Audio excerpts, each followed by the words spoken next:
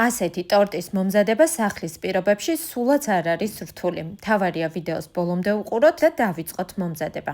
მე პროდუქტებისთვის ლიბრეში შევიარე, ჩემი საყვარელი კარაქი და მარწყვი გამოვაყოლე და დავიწყე ბისკვიტის მომზადება, რომელიც აბსოლუტურად ყველას გამოგივათ. ეს არის ჟენუაზი, ფრანგული ბისკვიტი, მზადდება კვერცხით, შაქრით, ფქვილითა და გამაფხვიერებლით. რა თქმა უნდა, დეტალურად რეცეპტს დაგიტოვებთ აღწერაში. ბისკვიტი უკვე გამოცხვა და თავადაც ხედავთ, როგორი იდეალურია. გავჭერი შემდეგ სამტოლ ნაწილად, რადგან მე მართკუთხედის ფორმის ტორტი მინდოდა მომემზადებინა, დავჭერი მარწყვი. იმისთვის, რომ დავნამოთ შემდეგ ტორტი, მარწყვს დავაყარე შაქარი და დავტოვე მაცივარში, სანამ კრემი მოვამზადე. ბისკვიტს შემდეგ გადავუსვი ეს სანამი, ბლომად კრემი, მოვაყარე მარწყვი, რომელიც უკვე დაშაქრული გქონდა. აწყობილი ტორტის სტაბილიზაციისთვის შევაბრძანე საყინულაში და შემდეგ დავიწყე გალესვა კარაქის კრემით. ამ კრემით შეგიძლიათ გალესოთ ტორტი, ასევე დასვათ იდეალური ფორმები. ზემოდან მე მოვალაგე ბლომად მარწყვი, თქვენ შეგიძლიათ მორთად თქვენი სურვილისამებრ მოამზადეთ და გემრიელად მიირთვით.